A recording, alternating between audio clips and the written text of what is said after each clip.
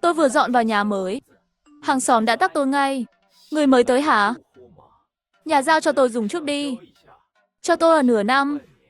Tôi dùng thân thể hút hết formaldehyde cho nhà bạn. Nửa năm sau đưa tôi 10 vạn làm phí bồi bổ. Thấy tôi chẳng phản ứng gì, hắn lại tắc tôi lần nữa. Căn năm 1802, tự giác qua nhà tôi nộp chìa khóa đi. Đừng để tôi phải cản. Tôi tức xì khói. Nhà tôi là nhà ma đấy. Anh dám ở không? Hắn lập tức chửi ầm lên. Mày đùa tao à? Nhà mày rõ ràng là nhà mới. Tao xem hợp đồng mua nhà của mày rồi. Đừng nói nhà ma. Nhà quỷ tao cũng phải ở nửa năm trước. Được thôi, qua lấy chìa khóa đi. Nói xong tôi liếc sang cái bao bằng gu bên cạnh. Sau khi tôi nói câu đó, bên kia im thìn thít. Nhưng một chị trong nhóm ép tôi. Em trai, nhìn avatar chắc em mới ra trường đúng không? Đừng đôi co với hắn. Hắn là cái gai của khu này. Bị hắn nhắm vào là không yên đâu. Tôi hơi tò mò. Sao lại thế? Trước đây có anh lớn không chịu nhường nhà. Hắn làm loạn tới chỗ làm anh ấy. Cuối cùng anh kia mất việc. Còn ly hôn với vợ. Tôi chẳng hiểu nổi. Sao phải nhịn hắn chứ? Em cũng biết khu mình là khu học tốt mà. Mọi người vì con cái nên không muốn dây dưa. Nghe chị, dọn đi nhanh đi. Nhưng tôi độc thân. Chẳng sợ hắn quấy nhiễu gia đình. Thế là tôi nhắn lại, cảm ơn nhắc nhở nhé. Lúc này chuông cửa vang lên. Tôi nhìn qua mắt mèo, thấy một gã béo cởi trần.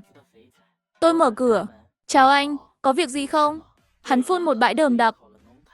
Chào anh em, tôi là hàng xóm cậu. Cậu bảo tôi qua lấy chìa khóa mà. Thì ra là gã mê mùi formaldehyde. Tôi bất giác quan sát hắn. Hắn trông rất tự hào, không phải anh làm khó cậu. Quy tắc ở đây là vậy. Dù sao anh cũng liều mạng hút formaldehyde cho mọi người. Thế này đi, cậu qua dọn vệ sinh mỗi tuần một lần. Anh giảm phí bồi bổ xuống 8 phần. Thấy thế nào? Tôi hơi ngần ngừ. Nhưng nhà tôi là nhà ma mà. Mặt hắn đổi sắc. Nói dối thì chán lắm. Nhà cậu vừa sửa xong. Còn là phong cách sang nhẹ tôi thích nhất. Giả bộ nhà ma cái gì? Rõ ràng không muốn cho tôi ở. Nói xong hắn bắt đầu lên gân. Tôi không dễ đối phó đâu. Hắn rút con dao dọc giấy từ túi quần. Anh là dân giang hồ. Không có việc thì đừng cãi anh. Tôi thở dài. Vậy anh vào đi. Coi như cậu biết điều. Nhưng vừa bước vào, tôi kề dao băng gu ngay cổ hắn. Nhà này trước kia không phải nhà ma thật. Nhưng sắp thành rồi. Anh hiểu ý tôi chứ? Hắn im lặng một lúc, rồi quỳ ngay xuống. Đùa thì đùa, diễn thì diễn. Đừng mặng ra đùa. Anh, tôi sai rồi. Hắn nhận sai. Và viết giấy cam kết, hứa không quấy nhiễu nữa. Tôi mới thả hắn đi.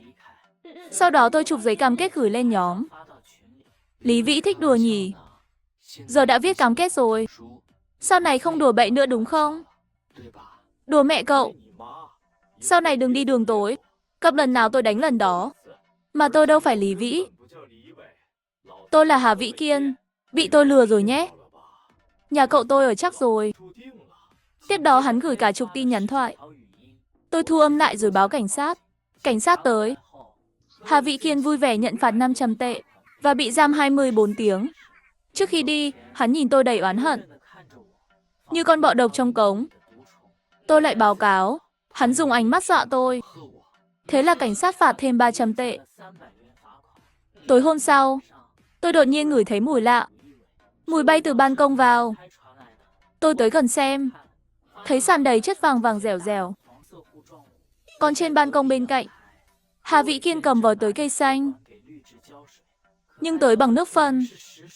Tôi tức giận chất vấn. Lại định gây chuyện hả? Hà Vĩ Kiên mặt dày cười. Anh em, cậu nói gì vậy?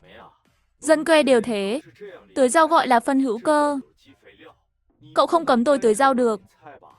Bộ dạng mặt dày này rõ ràng đã chuẩn bị kỹ để chơi khăm tôi. Tôi đầy ghét bỏ. Anh ở bế phốt hả? Tích cả đống phế liệu để chọc tức tôi. Anh rảnh thật.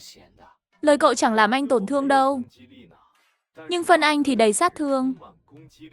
Cậu càng chửi to, anh càng thải nhiều. Hắn cười lớn, cầm vòi chĩa thẳng ban công tôi. Tôi vội vào nhà lấy quạt công suất lớn. Lúc này Hà Vĩ Kiên vừa tưới phân vừa hát. Tha thứ cho đời tôi phóng túng yêu tự do. Tôi lặng lẽ bật quạt. Nước phân lập tức bị thổi ngược, phun đầy miệng hắn. Tôi nhanh tay chụp ảnh, gửi lên nhóm khu. Tôi tag Hà Vĩ Kiên. Dáng anh ăn phân đẹp lắm. Lần sau tiếp tục. Nhóm lập tức rộ lên kinh ngạc. Hà Vĩ Kiên lại nổi tiếng lần nữa. Sau lần này, tôi thề cô giúp việc theo giờ, định kỳ tới dọn dẹp. Nhưng 1 tháng sau, cô ngại ngùng tìm tôi. Anh bố, sau này tôi không tới được nữa. Hóa ra vài ngày nay Hà Vĩ Kiên đe dọa cô. Bảo nếu còn dọn cho tôi, hắn sẽ làm loạn trung tâm gia chính, làm cô mất việc. Anh bố, gã này còn khó dây hơn mấy mụ đánh đá ở làng. Tôi thật sự không dám làm nữa. Nghe vậy tôi hơi đau đầu, nhưng vẫn bồi thường phí tinh thần cho cô. Rồi tôi lắp camera mini ở cửa và tìm người dọn mới. Lần này yêu cầu là nóng tính, khỏe mạnh, khó đối phó, nhiều đánh giá xấu. Chẳng mấy chốc, một cô giúp việc mới tới. Cô vào nhà lao thẳng tới sofa. Gọi tôi là cô Vương được rồi. Gì mất điều hòa đâu.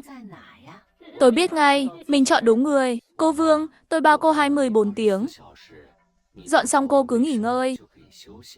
Hôm đó tôi đi làm về, thấy Hà Vĩ Kiên chỉ mặc quần lót, ngã sóng xoài trước cửa nhà tôi, khóc lóc, xung quanh đầy người vây xem. Tôi vội hỏi sao thế này. Lúc này cô Vương lao ra, anh bố. Thằng cha chết tiệt này sàm sỡ tôi. Nói xong cô Vương mở tablet cho xem camera. Chỉ thấy Hà Vĩ Kiên say xỉn gõ cửa, làm cô Vương giật mình. Say rượu, anh là ai? Cô Vương tuy lớn tuổi, nhưng giọng ngọt ngào bẩm sinh. Hà Vĩ Kiên lập tức phấn khích. Anh em, cậu có em gái à? Thế này đi, để em gái cậu ở chung với tôi nửa năm. Cậu đưa tôi 5 vạn phí bồi bổ là được. Nói xong hắn vừa cởi đồ vừa lao tới, rồi bị cô Vương đánh thành đầu heo. Lúc này cô Vương phun một bãi vào Hà Vĩ Kiên. Bà đây tuy vẫn còn phong độ, nhưng không phải thứ anh muốn mơ là mơ. Thằng nhóc này sáng nay xách đồ tới tỏ tình với tôi, bị tôi từ chối. Giờ định chơi kiểu bá vương ép cung. Hà Vĩ Kiên tức điên, ai tỏ tình với cô hả? Tôi rõ ràng là tới. Đột nhiên ngậm miệng, hơi chột dạ. Cô Vương cười lạnh. Thằng này xách một túi to dàn sống, định ném trước cửa anh bố. Tôi sao đồng ý cho hắn làm chuyện bậy đó, nên tôi nhét cả đống đó vào khe cửa nhà hắn. Chắc giờ đã sinh ra cả 100 con rắn nhỏ rồi. Hà Vĩ Kiên hoảng loạn, lại định lao tới, nhưng bị cô Vương một cú đấm ngã lăn. Vì danh tiếng hắn vốn tệ, nhiều người nhân cơ hội đấm thêm vài cái. Hà Vĩ Kiên gào thét, giết người rồi. Cứu tôi với. Ba cụ dưới lầu kéo tay hắn. Đừng giả vờ, đồ bẩn thỉu. Tôi còn thắc mắc, mấy hôm nay sao cổng bỗng đầy rán. Vợ tôi còn trách tôi không sạch sẽ. Hóa ra đều là trò của anh. Nói xong bà kéo cháu nhỏ chỉ vào hắn. Nhìn kỹ đi, là chú bẩn này không sạch sẽ. Chẳng liên quan bà nội. Ông cụ bên cạnh cười lạnh. Hôm trước cháu gái tôi còn thấy hắn ở ban công trần như nhậu. Hôm sau mắt cháu tôi bị đau. Thật chẳng biết xấu hổ. Mọi người lôi hết chiến tích của hắn ra. Hiện trường vui như hội. Hà Vĩ Kiên thấy có người quay phim, với tay giật áo khoác một người, cho tôi mượn áo. Kết quả bị người đó đạp ngã. Đi chỗ khác, Hà Vĩ Kiên đành nhắm vào tôi. Đều tại cậu chiếm nhà mới, không cho tôi ở đã đành, còn rủ cả đám tới xem tôi mất mặt. Tôi không tha cho cậu đâu. Hắn vừa dứt lời, cảnh sát đã tới. Hóa ra tôi báo cảnh sát từ trước. Tôi nhân cơ hội tố hắn đe dọa. Hà Vĩ Kiên bị giam lại. Tôi gọi ngay cho bạn. Cả hàng xóm quái đản lại vào đồn rồi. Ra ngoài chắc chắn hắn trả thù. Mang đồ nghề qua nhanh đi. Chúng ta chơi lớn một lần. Bạn tôi làm ở tổ đạo cụ. Chúng tôi mượn mấy bộ đồ Sambi, còn mua túi máu, cơ máy các kiểu. 3 ngày sau, Hà Vĩ Kiên được thả về khu. Thằng danh dám chơi khăm tao hết lần này tới lần khác. Xem tao báo thù thế nào. Lúc này một đạo sĩ già xuất hiện. Chàng trai, ta thấy ấn đường cậu đen xì. Chắc bị mấy thứ đó nhắm vào rồi. Hà Vị Kiên tức điên. Cút xa chút, già trẻ tao cũng đánh. Đừng làm phiền tao. Nhưng đạo sĩ già đưa một lá bùa vàng. Gặp là có duyên. Tặng cậu lá bùa này. Có thể cứu cậu một mạng. Nếu bùa rách thì chạy ngay. Nói xong đạo sĩ đi thẳng không ngoảnh lại. Hà Vị Kiên im lặng một lúc, vẫn nhét lá bùa vào túi. Hắn đi rồi. Tôi với ông già từ bụi cỏ chạy ra. Hồng Bác, cậu đúng là diễn viên xuất sắc. Mới có thế này thôi. Đợi màn lớn tối nay xem.